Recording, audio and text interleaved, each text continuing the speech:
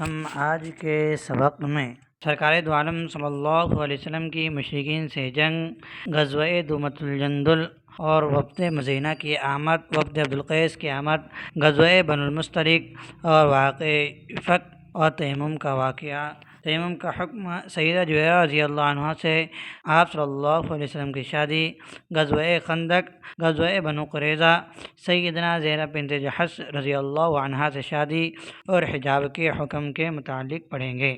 ہجرت کے 5ویں سال ربیع الاول کے مہینے میں آپ صلی اللہ علیہ وسلم تبوک کے قریب دومۃ الجندل نامی علاقے میں تشریف لے گئے۔ یہ شام کے قریب ایک بہت بڑی بستی ہے جس کا نام دومی بن اسماعیل علیہ السلام کے نام کی وجہ سے دوما پڑ گیا تھا، یعنی اسماعیل علیہ السلام کے ایک لڑکے جن کا نام دومی تھا، وہ اس علاقے میں جا کر بسے تھے تو ان کے نام پر اس علاقے کا نام دوما پڑ گیا تھا۔ آپ صلی اللہ علیہ وسلم کو اطلاع ملی کہ اس جگہ پر مشرکین نے بہت بڑا لشکر جمع کر رکھا ہے، وہاں سے گزرنے والے لوگوں پر ظلم و ستم کرتے ہیں اور یہ کہ مدینہ کی طرف بڑھنے کا ارادہ بھی رکھتے ہیں۔ آپ صلی اللہ علیہ وسلم نے سبا بن عرفہ غفاری رضی اللہ عنہ کو مدینہ منورہ کا قائم مقام حاکم بنایا اور 1000 صحابہ رضی اللہ علیہم اجمعین کو ساتھ لے کر مقابلے کے لیے نکلے۔ جب مشرکوں کو آپ صلی اللہ علیہ وسلم اور آپ کے جانسار صحابہ کے آنے کی اطلاع ملی، خبر ملی، تو اللہ تعالیٰ نے ان کے دل میں اسلام والوں کا رعب ڈال دیا اور وہ لوگ وہاں سے منتشر ہو گئے۔ آپ صلی اللہ علیہ وسلم نے وہاں پہنچ کر ان کے مویشیوں اور چرواہوں کا گھیراؤ کیا۔ نتیجے میں کچھ ہاتھ آ گئے اور کچھ بھاگ نکلنے میں کامیاب ہو گئے۔ اور پھر آپ صلی اللہ علیہ وسلم وہاں سے مدینہ منورہ تشریف لے آئے۔ ہجرت کے 5ویں سال کے رجب المرجب کے مہینے میں حضرت بلال بن حارث المزنی اپنے قبیلہ مزینہ کے 400 افراد کا وفد لے کر آپ صلی اللہ علیہ وسلم کی خدمت میں حاضر ہوئے اور اسلام کو خوشی کے ساتھ قبول کیا۔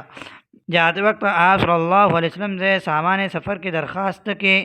آپ صلی اللہ علیہ وسلم نے حضرت عمر رضی اللہ عنہما سے فرمایا کہ ان کو سفر کا سامان دے دے۔ حضرت عمر رضی اللہ عنہ نے عرض کیا، یا رسول اللہ، میرے پاس کھجوریں کم ہیں، ان سب کو پوری نہیں ہوں گی۔ آپ صلی اللہ علیہ وسلم نے فرمایا کہ جاؤ ان کو دے دو۔ حضرت عمر رضی اللہ عنہ ان کو اپنے گھر لائے، سب نے اپنی اپنی ضرورت کے مطابق کھجوریں لی، پھر بھی کھجوریں بچ گئی۔ اور سنہ 5 کے رجب المرجب کے مہینے میں عبدالقیس نامی قبیلے کا ایک وفد جو 14 افراد پر تھا، آپ صلی اللہ علیہ وسلم کی خدمت میں حاضر ہوا۔ یہ قبیلہ بحرین کے قریب تھا۔ آپ صلی اللہ علیہ وسلم نے فرمایا، مرحبا ایسی قوم کے لیے جو نہ رسوا ہوئے نہ شرمندہ ہوئے، یعنی بغیر لڑے خوشی کے ساتھ مسلمان ہو گئے۔ وفد نے عرض کیا، یا رسول اللہ، ہمارے اور آپ کے درمیان قبیلہ مضر کے مشرکین ہیں، اس لیے ہم اشر حرم یعنی رجب، ذوالقعدہ، ذوالحجہ اور محرم کے علاوہ حاضر نہیں ہو سکتے۔ ہمیں کوئی مختصر عمل بتا دے جس پر ہم عمل کر کے جنت میں داخل ہو جائے۔ آپ صلی اللہ علیہ وسلم نے فرمایا، اللہ پر ایمان لاؤ، اس کے علاوہ کسی کو معبود نہ مانو، نماز قائم کرو، زکوٰۃ ادا کرو، مال غنیمت میں سے 5واں حصہ اللہ کے لیے ادا کرو، اور 4 مخصوص برتنوں میں نبیذ یعنی وہ پانی جس میں کھجور یا کشمش ملا دی جاتی ہے اور اس میں ان کا اثر بھی اچھی طرح آ جاتا ہے، مٹھاس آ جاتی ہے، مگر اس میں نشہ پیدا نہیں ہوتا، تو یہ نبیذ 4 مخصوص برتنوں میں نہ بناؤ۔ نمبر 1 دبہ، نمبر 2 نقی، نمبر 3 حنتم اور نمبر 4 مزفت۔ یہ چاروں برتن لکڑی کے ہوتے تھے اور یہ شراب بنانے کے اندر استعمال ہوتے تھے اور شراب حرام ہو چکی تھی، اور اگر ان برتنوں کے اندر اگر نبیذ بنائی جائے تو صحابہ کو، لوگوں کو وہی شراب والے دن یاد آئیں گے، اس لیے اس زمانے میں ان 4 برتنوں کے استعمال پر پابندی تھی، بعد میں یہ پابندی اٹھا دی گئی۔ اور ہجرت کے 5ویں سال کے شعبان المعظم میں آپ صلی اللہ علیہ وسلم مدینہ منورہ سے قدید کے قریب بنو خزاعہ کی ایک شاخ بنو مصطلق کی طرف تشریف لے گئے۔ آپ صلی اللہ علیہ وسلم کو یہ اطلاع ملی کہ قبیلہ بنو مصطلق کا سردار حارث بن ابی ذرار اپنے قبیلے اور کچھ دیگر قبائل کے لوگوں کے ہمراہ اہل اسلام کے ساتھ جنگ کرنے کے لیے تیاری کر رہا ہے۔ چنانچہ آپ صلی اللہ علیہ وسلم نے حضرت بریدہ رضی اللہ عنہ کو حقیقت حال معلوم کرنے کے لیے بھیجا، اور حضرت بریدہ رضی اللہ عنہ نے آ کر یہ خبر دی کہ وہ آپ سے جنگ لڑنا چاہتے ہیں۔ تو آپ صلی اللہ علیہ وسلم 2 شعبان المعظم کو بنی مصطلق کی طرف روانہ ہوئے۔ اس سفر میں امہات المؤمنین سے حضرت عائشہ رضی اللہ عنہا اور سیدہ ام سلمہ رضی اللہ عنہما بھی آپ صلی اللہ علیہ وسلم کے ساتھ تھی۔ آپ صلی اللہ علیہ وسلم نے حضرت ابوذر غفاری رضی اللہ عنہ اور پھر نمیلہ بن عبداللہ الحیثی کو مدینہ منورہ قائم مقام حاکم بنایا۔ اس غزوے میں آپ صلی اللہ علیہ وسلم کے ساتھ منافقین کی ایک جماعت بھی تھی جو اس سے پہلے کسی غزوے میں شریک نہیں ہوئی تھی۔ جب آپ صلی اللہ علیہ وسلم مقام قدید کے قریب چشمے مریسی تک پہنچ گئے تو حارث بن زرار نے صورتحال دیکھی تو جنگ کے لیے آمادہ ہو گیا۔ رسول اللہ صلی اللہ علیہ وسلم نے سب بندی فرمائی اور اسلامی لشکر کا جھنڈا ابوبکر صدیق رضی اللہ عنہ کو دیا اور خاص انصار کا جھنڈا اسلامی لشکر کا جھنڈا ابوبکر صدیق رضی اللہ عنہ کو دیا اور انصار کا جھنڈا سعد بن عبادہ انصاری رضی اللہ عنہ کے ہاتھ میں تھا۔ یہ جنگ کچھ دیر تک جاری رہی، دونوں طرف سے تیروں کا تبادلہ ہوا۔ اس کے بعد رسول اللہ صلی اللہ علیہ وسلم کے حکم سے صحابہ رضی اللہ علیہ مجمعین نے ایک بار بھی حملہ کیا اور بنو مصطلق کے قدم اکھڑ گئے۔ مسلمان فتح یاب ہو گئے اور مشرکین نے شکست کھائی۔ مسلمانوں کو مالی غنیمت میں 2000 اونٹ 5000 بکریاں ملی۔ بنو مصطلق کے 11 آدمی مارے گئے جن میں سیدہ جویرہ رضی اللہ عنہ کے پہلے شوہر مصافی بھی شامل تھے اور 600 کے قریب گرفتار ہوئے۔ ان قیدیوں میں بنی مصطلق کے سردار حارث بن ابی ذرار کی بیٹی برہ یعنی جویرہ رضی اللہ عنہ بھی تھی۔ مسلمانوں میں سے صرف ایک صحابی حضرت ہشام بن صبابہ رضی اللہ عنہ شہید ہوئے۔ بنو مصطلق میں امہات المؤمنین میں سے سیدہ صدیقہ کائنات عفیفہ ام المؤمنین سیدہ عائشہ رضی اللہ عنہ بھی آپ صلی اللہ علیہ وسلم کے ساتھ تھی۔ بعض منافقین نے سیدہ کی پاک دامنی عفت و پاک دامنی پر انگلیاں اٹھائی اور آپ کے پاکیزہ کردار کو مشکوک بنانے کی ناکام کوشش کی۔ اس منفی پروگنڈے کی بنیادی کردار عبداللہ بن ابی بن ابن سلول تھا۔ اس واقعے کو عرف عام میں واقعہ افک کہا جاتا ہے۔ یہ بہت دل خراش سانحہ تھا۔ کئی دنوں صبر و استقلال کے بعد اللہ رب العزت نے آپ صلی اللہ علیہ وسلم کی زوجہ محترمہ حضرت صدیقہ عائشہ رضی اللہ عنہ کی پاک دامنی پر قرآنی مہر ثبت کر دی اور قرآن مجید کی سورہ نور میں تفصیل کے ساتھ یہ مذکور ہے۔ افک جھوٹ اور تہمت اور بدعنوانی کے جھوٹے الزام کو کہتے ہیں۔ تو عائشہ رضی اللہ عنہ پر یہ جھوٹا واقعہ لگا تھا تو اس بنا پر اس واقعے کو واقع افک کہا جاتا ہے۔ اس کے واقعے کی وجہ یہ ہے کہ مدینہ منورہ سے ذی قرہ ایک بستی تھی۔ آپ صلی اللہ علیہ وسلم نے اس مقام پر پڑاؤ ڈالنے کا حکم دیا۔ لشکر کی روانگی سے کچھ پہلے سیدہ عائشہ رضی اللہ عنہما قضائے حاجت کے لیے تشریف لے گئے۔ لشکر سے ذرا آگے نکل کر باہر آڑ میں چلی گئی۔ جب واپس تشریف لا رہی تھی تو اتفاقاً آپ رضی اللہ عنہ کا ہار اپنے گلے میں نہیں تھا۔ ایک دم کھٹک کر رہ گئی کیونکہ اپنی ہمشیرہ سیدہ اسماء رضی اللہ عنہا سے وہ ہار عاریتاً استعمال کے لیے لائی تھی۔ وہ گلے میں موجود نہیں تھا بلکہ کہیں گر چکا تھا۔ چنانچہ آپ واپس پلٹی اور ہاتھ تلاش کرنا شروع کیا۔ دوسری طرف لشکر مدینہ کی طرف جانے کے لیے بالکل تیار تھا۔ آپ صلی اللہ علیہ وسلم نے یہ خیال کیا کہ ہار کچھ ہی دیر میں مل جائے گا۔ آپ رضی اللہ عنہ نے یہ خیال کیا کہ ہار کچھ ہی دیر میں مل جائے گا اور میں واپس آ جاؤں گی، لیکن ہار تلاش کرنے میں کافی دیر ہو گئی۔ اور یہاں یہ بات بھی ملحوظ رہے کہ آپ رضی اللہ عنہ نے جاتے وقت کسی کو اطلاع نہیں دی تھی کہ میں قضائے حاجت کے لیے جا رہی ہوں۔ تو سار بانوں نے جو کجاوے کو اٹھا کر اونٹ پر باندھتے ہیں خیال کیا کہ آپ کجاوے میں سوار ہے، اور یہ کجاوا ڈولی نما ہوا کرتا تھا جس میں مستورات سفر کیا کرتی تھی۔ اس کجاوے کے پردے نیچے لٹکے تھے۔ سار بانوں نے یہ خیال کرتے ہوئے کہ آپ رضی اللہ عنہ کجاوے کے اندر موجود ہے، کجاوا اونٹ پر کسا اور لشکر کے ساتھ چل دیے۔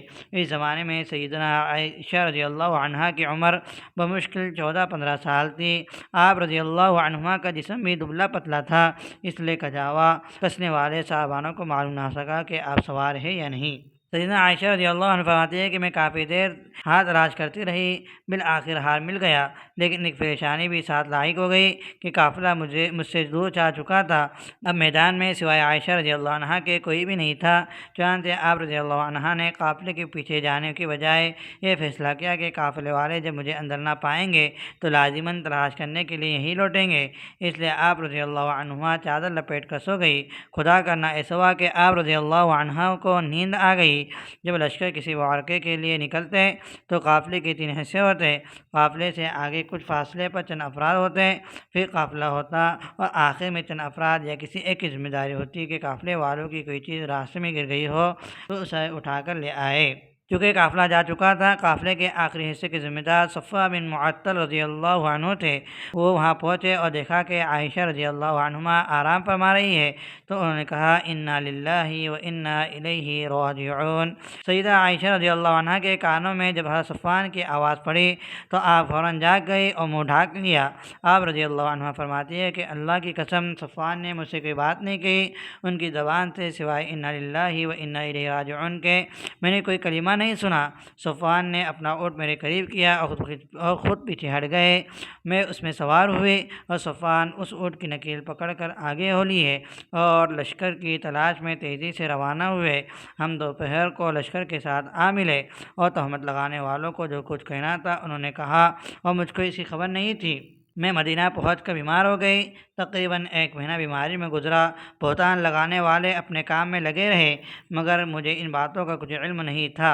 رسول اللہ صلی اللہ علیہ وسلم کی اس مہربانی میں کمی آ جانے کی وجہ سے جو سابقہ بیماریوں میں میرے ساتھ تھی، میں بہت پریشان تھی کہ آخر کیا بات ہے۔ آپ صلی اللہ علیہ وسلم گھر تشریف لاتے ہیں اور دوسروں سے میرا حال دریافت کر کے واپس ہو جاتے ہیں، مجھ سے دریافت نہیں کرتی۔ آپ کے اس انداز سے مجھے سخت تکلیف پہنچی اور میری تکلیف میں اضافہ ہوتا تھا۔ ایسے حالات نے مجھے دل گرفتہ کر دیا۔ میں نے رسول اللہ صلی اللہ علیہ وسلم سے عرض کیا، یا رسول اللہ، اگر آپ مجھے میرے والدین کے پاس جانے کی اجازت دیں تو وہاں چلی جاؤں تاکہ میری تیمارداری اچھی طرح سے کر سکے۔ رسول اللہ صلی اللہ علیہ وسلم نے فرمایا کہ کوئی حرج نہیں۔ میں اپنی والدہ کے پاس چلی آئی۔ میں ان باتوں سے قطعاً بے خبر تھی۔ قریباً 1 ماہ کی بیماری میں نہایت کمزور ہو چکی تھی۔ ہم عرب کے لوگ ہمارے گھروں میں اہل عجم کی طرح بیت الخلاء نہ تھا۔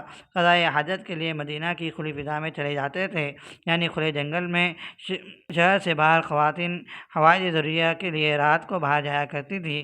چنانچہ میں ایک رات قضائے حاجت کے لیے باہر گئی اور میرے ساتھ مستح بنت ابی رحم بن مطلب تھی۔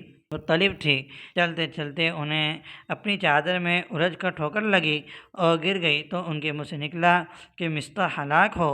مستح ان کا بیٹا تھا، لقب مستح تھا اور نام عوف تھا۔ یہ سن کر میں نے کہا، اللہ کی قسم تم نے ایک بدری مہاجر کو بددعا دے کر برا کیا۔ تو مستح نے کہا کہ اے دختر ابی بکر، کیا تم کو بات معلوم نہیں؟ میں نے پوچھا کون سی بات؟ تو مستح نے کہا کہ مستح نے مجھے سارا واقعہ سنایا۔ میں نے حیرت سے پوچھا کہ کیا یہ بات ہو چکی ہے؟ مستح نے کہا، ہاں واللہ یہ بات تو پھیل چکی ہے۔ میرے سارے اوسان خطا ہو گئے اور میں بغیر رفع حاجت کے واپس چلے آئی۔ واللہ میں رات بھر روتی رہی۔ میں نے محسوس کیا کہ روتے روتے میرا کلیجہ پھٹ جائے گا۔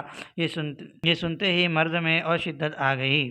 میں اپنے والدین کے پاس آئی اور اپنی ماں سے کہا، اے میری ماں، آپ کو معلوم ہے کہ لوگ میرے بارے میں کیا بات کہہ رہے ہیں؟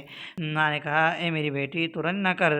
دنیا کا قاعدہ یہی ہے کہ جو عورت خوبصورت اور خوبصیرت ہو اور اپنے شوہر کے نزدیک بلند مرتبہ ہو تو حسد کرنے والی عورتیں اس کے در پہ ہو جاتی ہیں اور لوگ اس پر بھی تہمتیں تراشتے ہیں۔ میں نے اپنی ماں سے پوچھا، ابو جان کو بھی اس بات کا علم ہے؟ تو والدہ نے جواب دیا، میں نے کہا کہ اے میری والدہ، اللہ تمہاری مغفرت کرے، لوگوں میں اس کا چرچا ہے اور آپ نے مجھے اس کا ذکر تک نہیں کیا۔ یہ کہتے ہوئے میرے آنکھوں میں آنسو آ گئے، میری چیخیں نکل گئی۔ میرے والد جو بالا خانے پر تلاوت قرآن میں مصروف تھے، میری چیخ سن کر نیچے آئے۔ میری ماں سے میرے بارے میں دریافت کیا تو ماں نے کہا کہ اسے ساری بات کا علم ہو گیا ہے۔ یہ سن کر میری والد بھی رونے لگے۔ مجھ کو شدت کا لرزہ آیا۔ میری والدہ نے گھر کے تمام کپڑے مجھ پر ڈال دیے اور یوں ہی تمام رات روتے ہوئے گزر گئی۔ ایک لمحے کے لیے آنسو نہیں تھمتے تھے۔ اس طرح صبح ہو گئی۔ سیدنا ابوبکر رضی اللہ عنہ کی زبان سے شدت غم سے صرف یہ جملہ نکلا کہ اللہ کی قسم ایسی باتیں تو ہمارے بارے میں زبان جہالت میں بھی کسی نے نہیں کی۔ اب اللہ تعالیٰ نے ہم کو اسلام سے عزت بخشی تو اس کے بعد کیسے ممکن ہے؟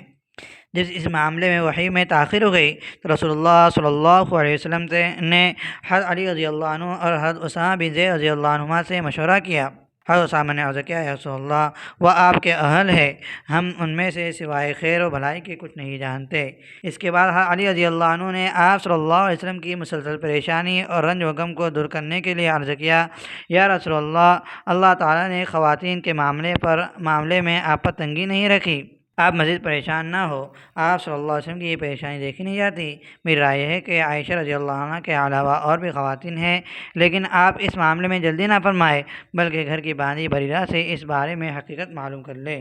جب حضرت بریرہ رضی اللہ عنہ سے پوچھا تو بریرہ نے کہا کہ اگر تو نے ذرا برابر بھی کوئی شے ایسی دیکھی ہے جس میں تجھ کو کوئی شبہ اور تردد ہو تو بتلا۔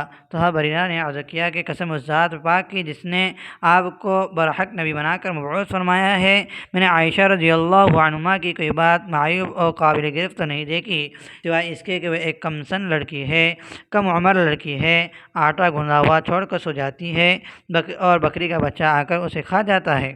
آپ صلی اللہ علیہ وسلم نے جب سیدہ بریرہ رضی اللہ عنہ کا یہ جواب سنا فوراً مسجد میں تشریف لے گئے اور ممبر پر کھڑے ہو کر مختصر خطبہ دیا جس میں آپ نے فرمایا کہ اے مسلمانوں، تم میں سے اس شخص کے خلاف کون میرا ساتھ دینے کو تیار ہے جس نے میرے اہل بیت کو ایذا پہنچائی ہے؟ اللہ کی قسم میں نے اپنے اہل خانہ سے سوائے نیکی اور پاک دامنی کچھ نہیں دیکھا، اور بالکل اسی طرح جس شخص کا ان لوگوں نے نام لیا ہے ان میں بھی سوائے خیر اور بھلائی کے کچھ نہیں دیکھا۔ سیدہ عائشہ رضی اللہ عنہ فرماتی ہے کہ یہ میرا سارا دن بھی روتے گزرا، ایک لمحہ بھر کے لیے بھی آنسو نہیں تھمتے تھے، رات بھی میری اسی طرح گزری۔ میری حالت میں والدین کو گمان ہونے لگا کہ اب اس کا کلیجہ پھٹ جائے گا۔ جب صبح ہوئی تو میرے والدین بالکل میرے قریب آ کر بیٹھ گئے اور میں روئی جا رہی تھی، اتنے میں انصار کی عورت آ گئی، وہ بھی میرے ساتھ رونے لگی۔ اس دوران نبی کریم صلی اللہ علیہ وسلم تشریف لائے اور سلام کر کے میرے قریب بیٹھ گئے۔ جب سے جھوٹا منفی پروپیگنڈا عام ہوا، کبھی آپ میرے پاس آ کر نہیں بیٹھے تھے۔ وحی کے انتظار میں 1 مہینہ گزر چکا تھا۔ آپ صلی اللہ علیہ وسلم بیٹھ گئے اور اللہ تعالیٰ کی حمد و ثنا بیان فرمائی۔ اس کے بعد یہ فرمایا، اے عائشہ، مجھے تیرے بارے میں ایسی باتیں پہنچی ہیں، اگر تو اس سے بری ہے تو دیکھنا ان قریب اللہ تعالیٰ تجھے ضرور بری کرے گا۔ اگر تو نے کسی گناہ کا ارتکاب کیا ہے تو اللہ سے توبہ و استغفار کر لے، اس لیے کہ بندہ جب اپنے گناہوں کا اقرار کرتا ہے اور اللہ کی طرف رجوع کرتا ہے تو اللہ تعالیٰ اس کی توبہ قبول فرماتا ہے۔ جب رسول اللہ صلی اللہ علیہ وسلم نے اپنی بات ختم فرمائی تو اسی وقت میرے آنسو تھم گئے، یہاں تک کہ آنسو کا ایک قطرہ بھی میری آنکھ میں نہ رہا، اور میں نے اپنے والد سے کہا کہ آپ میری طرف سے رسول اللہ صلی اللہ علیہ وسلم کو جواب دیں۔ انہوں نے کہا کہ میری سمجھ میں نہیں آتا کہ میں کیا جواب دوں۔ پھر میں نے یہی الفاظ اپنی ماں سے کہے، انہوں نے یہی جواب دیا۔ اس کے بعد میں نے آپ صلی اللہ علیہ وسلم کو جواب دیا کہ اللہ تعالیٰ کو بخوبی علم ہے کہ میں اس سارے معاملے میں بری اور بے قصور ہوں، لیکن منفی پروپیگنڈے کی وجہ سے لوگوں کے دلوں میں اس کے اثرات گہرے پڑ چکے ہیں۔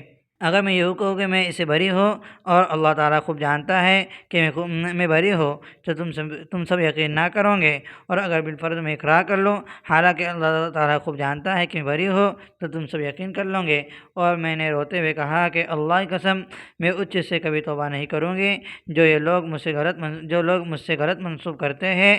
بس میں وہی کہتی ہوں جو یوسف علیہ السلام نے اپنے باپ سے کہا تھا کہ صبر جمیل واللہ المستعان علی ما تصفون، ایسا صبر جس میں شکوے کا نام نہ ہو، اور جو کچھ تم بیان کر رہے ہو اس پر اللہ ہی کی مدد ہے۔ اس وقت میرے دل کو کامل یقین ہو گیا کہ ضرور اللہ تعالیٰ مجھے اس سے بری فرمائیں گے، لیکن یہ تو میرے وہم و گمان میں نہیں تھا کہ میرے بارے میں اللہ تعالیٰ ایسی وحی نازل فرمائیں گے کہ جس کی ہمیشہ تلاوت ہوتی رہیں گی۔ میرا خیال تھا کہ اللہ تعالیٰ میری براعت اپنے رسول کو خواب میں دکھا دیں گے۔ ابھی رسول اللہ صلی اللہ علیہ وسلم وہی تشریف فرما تھے کہ آپ پر وحی نازل ہونا شروع ہو گئی، اور آپ صلی اللہ علیہ وسلم کے سر مبارک کے نیچے چمڑے کا ایک تکیہ رکھا ہوا تھا اور ایک چادر اوڑھی ہوئی تھی۔ باوجود کی شدید سردی کے رسول اللہ صلی اللہ علیہ وسلم کی پیشانی مبارک سے پسینے کے قطرات ٹپکنے لگے۔ جب وحی کا نزول ہوتا تو میں بالکل نہیں گھبرائی، کیونکہ میں جانتی تھی کہ میں بری ہوں، اللہ تعالیٰ مجھ پر ظلم نہیں فرمائیں گے، لیکن میرے والدین کو خوف کا یہ حال تھا کہ مجھے کو اندیشہ ہوا کہ ان کی جان ہی نکل نہ جائے۔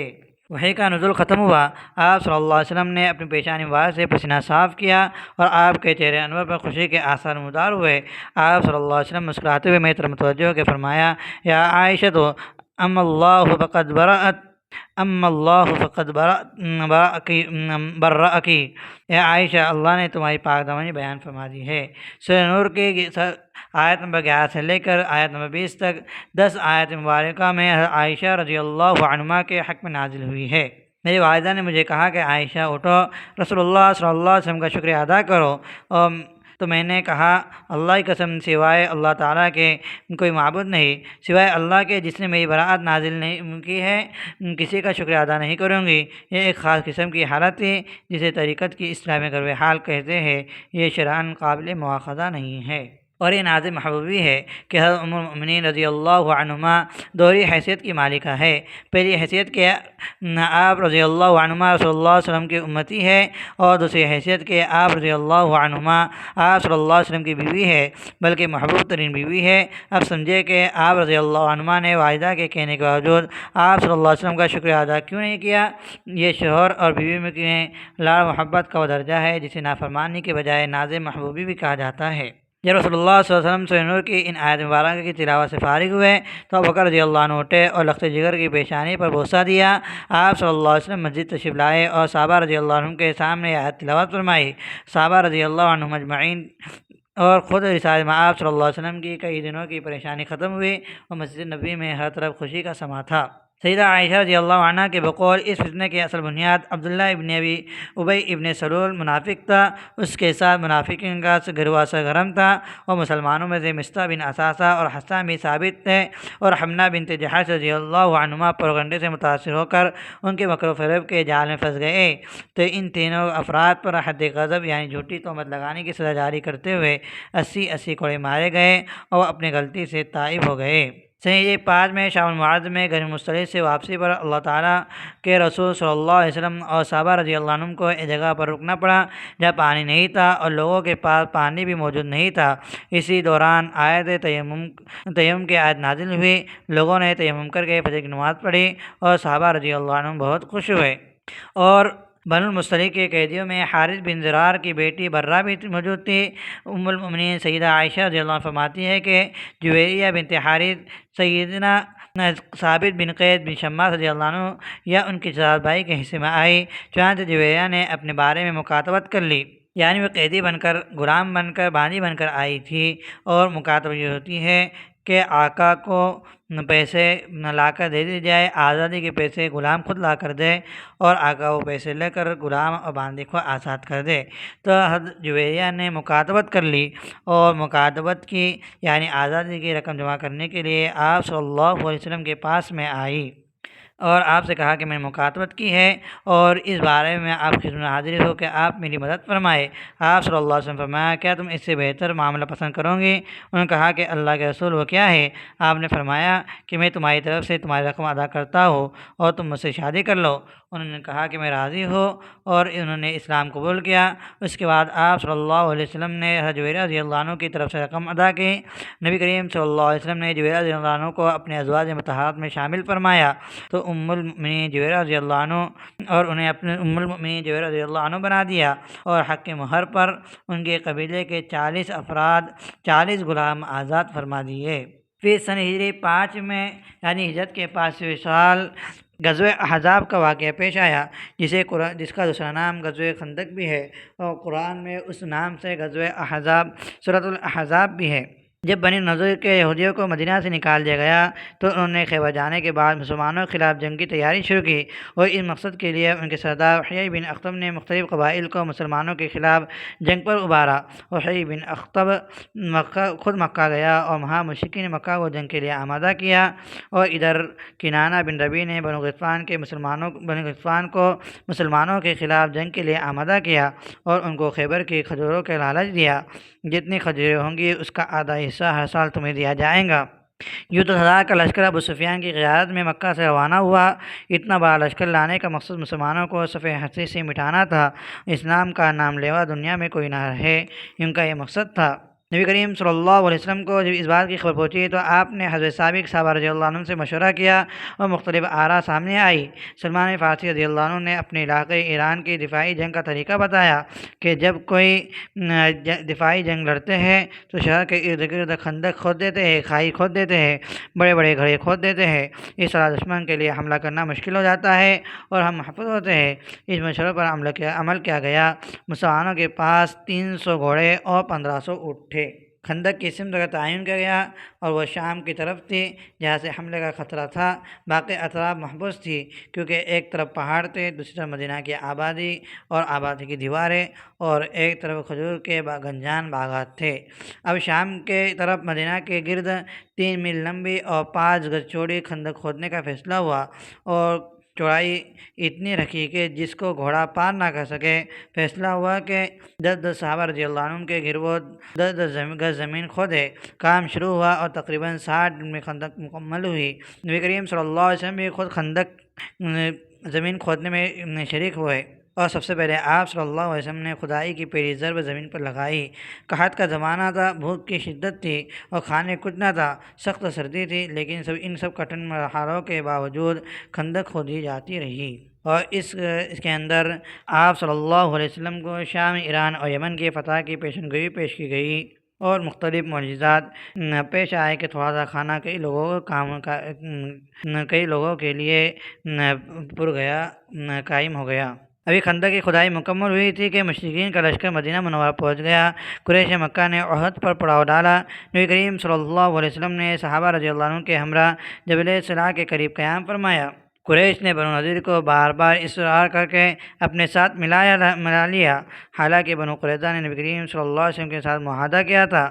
بنو قریظہ یہ یہودی کا ایک قبیلہ جو مدینہ میں واقع رہ گیا تھا، تو بنو قریظہ نے معاہدہ کیا تھا کہ ہم ایک دوسرے کے دشمنوں کا ساتھ نہیں دیں گے، لیکن اس کا حدود یہود بنو نذیر کے سردار شعیب بن اخطب کے بابا کہنے پر بنو قریظہ کی نیت بدل گئی۔ آپ صلی اللہ علیہ وسلم نے حضرت سعد بن معاذ رضی اللہ عنہ کو اور حضرت عبداللہ بن رواحہ رضی اللہ عنہ کو حالات کا جائزہ لینے لیے بھیجا۔ انہوں نے جا کر حالات دیکھے، نبی کریم صلی اللہ علیہ وسلم کو ان کی بدعہدی سے آگاہ کیا۔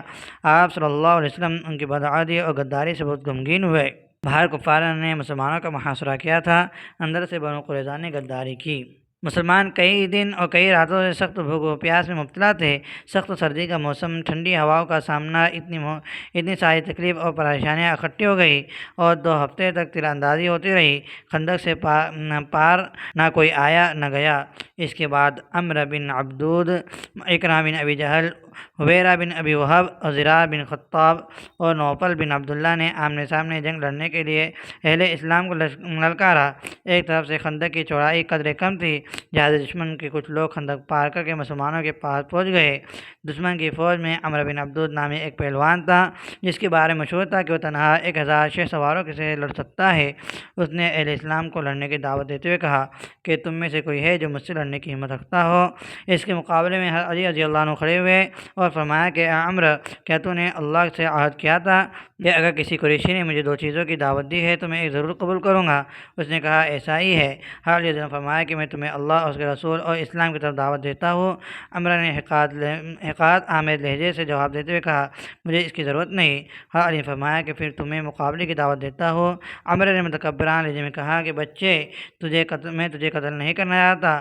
اس پر آپ رضی اللہ عنہ نے فرمایا کہ دشمن دین کی رعونت کو خاک تلے رونتے ہوئے فرمایا کہ اللہ کی قسم میں تمہیں قتل کرنا چاہتا ہوں۔ عمرو غصے سے لال پیلا ہو گیا، گھوڑے سے نیچے اترا اور اس کی کوچے کاٹ ڈالی اور تلوار سونت لی۔ حضرت رضی اللہ عنہ مقابلے میں سینہ تان کر کھڑے ہو گئے اور تلوار کو سونت لیا۔ تھوڑی دیر کے بعد تلواروں کی جھنکار سے گونج اٹھی۔ دشمن اسلام کے دلوں میں اسلام کی ہیبت اترنا شروع ہوئی اور اہل اسلام کے قلوب میں نصرت خداوندی کی امید اور یقین کا روح دھارنے لگی۔ کچھ ہی لمحوں میں حضرت علی رضی اللہ عنہ نے عمرو جیسے دیوہیکل انسان کو خاک و خون میں ڈھیر کر دیا۔ حضرت علی رضی اللہ عنہ نے نعرہ تکبیر بلند کیا، باقی لوگ سب واپس ہو گئے۔ ان میں نوفل بن عبداللہ اور اس کا گھوڑا دونوں خندق میں ہی گر گئے اور گردن ٹوٹنے کی وجہ سے وہ ہلاک ہو گیا۔ تیر اندازی اتنی سخت تھی اور اتنی شدید تھی کہ ہر طرف سے تیروں کی بارش تھی۔ سعد بن معاذ رضی اللہ عنہ کی شہرک پر تیر لگا اور سعد رضی اللہ عنہ نے اللہ کے دربار میں دعا کی، اے اللہ اگر اس کے بعد کفار مکہ اور اسلام کی کوئی جنگ یا لڑائی باقی ہو تو مجھے اس وقت زندہ رکھ، کیونکہ مجھے اس سے زیادہ کی چیز محبوب نہیں کہ میں ان لوگوں سے لڑوں جنہوں نے تیرے محبوب کو تکلیف دی ہے، اور اگر قریش مکہ اور مسلمانوں کی کوئی جنگ باقی نہیں رہی تو مجھے اسی زخم کو میری شہادت کا ذریعہ بنا۔ قبیلہ بنو غطفان کے ایک بڑے رئیس نعیم بن مسعود اشجعی رضی اللہ عنہ جنگ کے دوران نبی کریم صلی اللہ علیہ وسلم کی خدمت میں حاضر ہوئے اور اسلام کی قبول کیا، اور اس کے بعد کہنے لگے، میرے لوگوں کو میرے ایمان کی خبر نہیں ہے، اگر آپ اجازت دیں تو میں کسی تدبیر کے ذریعے ان دشمنوں کے درمیان پھوٹ ڈال دوں تاکہ محاصرہ ختم ہو جائے۔ نبی کریم صلی اللہ علیہ وسلم نے ان کو اجازت دے دی اور ارشاد فرمایا کہ ان الحرب خداعۃ، کہ لڑائی حیلہ اور تدبیر ہی کا نام ہے۔ نعیم بن مسعود الاشجعی رضی اللہ عنہ اپنے قبیلہ غطفان کے سردار تھے، اور اس لیے یہود اور قریش مکہ دونوں کو آپ پر اعتماد تھا۔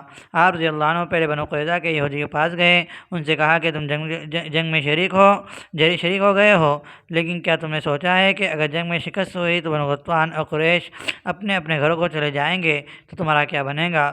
تمہارا واسطہ تو مدینہ میں مسلمانوں سے ہی ساتھ ہوگا۔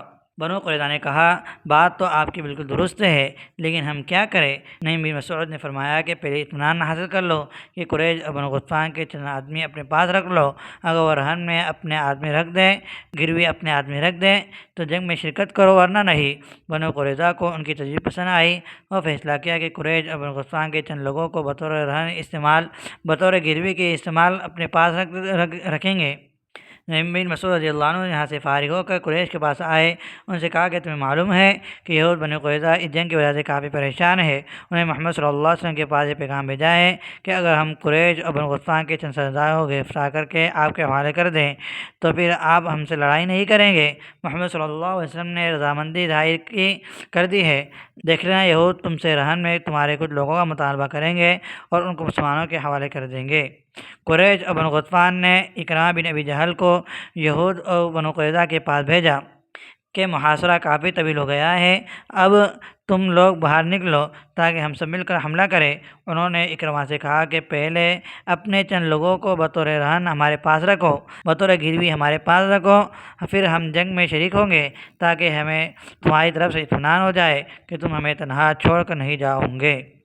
بنو قریظہ کی اس بات سے قریش اور غطفان کو نعیم بن مسعود رضی اللہ عنہ کی صداقت کا یقین ہو گیا۔ انہوں نے کہا کہ ہم گروی میں اپنے لوگ نہیں رکھوا سکتے، اگر جنگ لڑنی ہے تو آ جاؤ، ورنہ ہمیں بھی تمہاری ضرورت نہیں۔ یہود کو بھی نعیم بن مسعود کی بات کا یقین ہو گیا کہ قریش ہمیں تنہا چھوڑ کر چلے جائیں گے۔ نعیم بن مسعود نے اس تدبیر سے غلط فہمیاں پیدا کر دی جس سے ان میں پھوٹ پڑ گئی۔ اب بنو قریظہ نے قریش کا ساتھ دینے سے انکار کر دیا۔ جب عمر بن عبدود اور نوفل بن عبداللہ قتل ہوئے تو باقی مبارزین للکارنے والے واپس چلے گئے۔ آپ صلی اللہ علیہ وسلم نے صحابہ رضی اللہ عنہ کو دعا کرنے کا حکم دیا، سب نے دعا کی، اللہ تعالیٰ نے دعا قبول فرمائی۔ رات کو تیز آندھی چلی، ان کے خیمے اکھڑ گئے، برتن الٹ گئے، چولہوں پر موجود بڑی بڑی دیگیں الٹ گئی، ان میں ریت چلی گئی اور مشرکین و کفار کی آنکھوں میں ریت پڑ گئی۔ رات کے وقت نبی کریم صلی اللہ علیہ وسلم نے حذیفہ بن یمان رضی اللہ عنہ کو لشکر کی صورتحال معلوم کرنے کے لیے بھیجا اور تاکیدی طور پر ہدایت کی تھی کہ اپنی طرف سے کوئی بات نہ کرنا۔ بعض روایت میں آتا ہے کہ ان پر کوئی تیر مت چلانا، تلوار کا وار نہ کرنا، ان پر پتھر بھی نہ پھینکنا، یہاں تک کہ تمہیں پاس صحیح سالم آ جاؤ۔ حذیفہ رضی اللہ عنہ کو جاتے وقت اللہ کے رسول نے دعا دی تھی کہ جب تک تمہیں پاس لوٹ کر نہیں آتے تمہیں گرمی یا سردی نہیں لگیں گی۔ آپ رضی اللہ عنہ قریش کے لشکر کی طرف گئے، ان لوگوں میں داخل ہو گئے۔ ابو سفیان نے اس وقت لوگوں کو جمع کیا ہوا تھا اور کہہ رہا تھا، اے قریش، تم میں سے ہر شخص جاسوس سے ہوشیار ہو جائے، ہر شخص جاسوسوں سے ہوشیار رہے اور اپنے ارد گرد والوں کو اچھی طرح پہچان لے۔ حضرت رضی اللہ عنہ فرماتے ہیں کہ ابو سفیان کی بات سن کر میں نے فوراً اپنے دائیں جانے والے کا ہاتھ پکڑا اور اس سے پوچھا کہ تیرا نام کیا ہے؟ اس نے کہا کہ معاویہ بن سفیان۔ اس کے بعد بائیں جانے والے کا ہاتھ پکڑا کہ تم کون ہو؟ اس نے جواب دیا کہ عمرو بن عاص۔ آخر میں سفیان نے قریش سے کہا کہ اب یہاں سے چلو، ہمارے جانور ہلاک ہو گئے، بنو قریظہ نے ہمارا ساتھ چھوڑ دیا اور اس تیز ہوا نے ہمیں پریشان کر رکھا ہے، ہمارے لیے اٹھنا بیٹھنا چلنا پھرنا سب مشکل ہے، اس لیے ہمیں یہاں سے لوٹنا چاہیے اور اپنے اونٹ پر سوار ہو کر فوراً وہاں سے چل دے۔ نبی کریم صلی اللہ علیہ وسلم نے فرمایا کہ آج کے دن کے بعد ہم ہی کفار مشرکین پر حملہ کریں گے، وہ ہم پر حملہ کرنے کی جرأت نہیں کر سکیں گے۔ اب کفر کی کمر ٹوٹ چکی ہے، اب وہ محاصرہ ختم کر کے چلنے کے لیے روانہ ہو گئے ہیں۔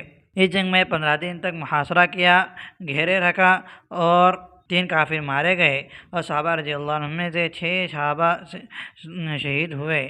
کفار کے جانے کے بعد غزوہ بنو قریظہ پیش آیا کہ ذوالقعدہ کے مہینے رسول اللہ صلی اللہ علیہ وسلم جب غزوہ خندق سے واپس لوٹے اور ابھی ہتھیار اتارے ہی تھے کہ جبرائیل امین علیہ السلام آئے اور نبی کریم صلی اللہ علیہ وسلم کی مسجد نبوی کے قریب وہ جگہ جہاں نماز جنازہ ادا کی جاتی تھی کے قریب آ کر کھڑے ہو گئے اور عرض کیا کہ آپ نے ہتھیار رکھ دیے ہیں، حالانکہ ابھی فرشتوں نے ہتھیار نہیں رکھے ہیں، اللہ کا حکم ہے کہ بنو قریظہ کی طرف چلنا ہے۔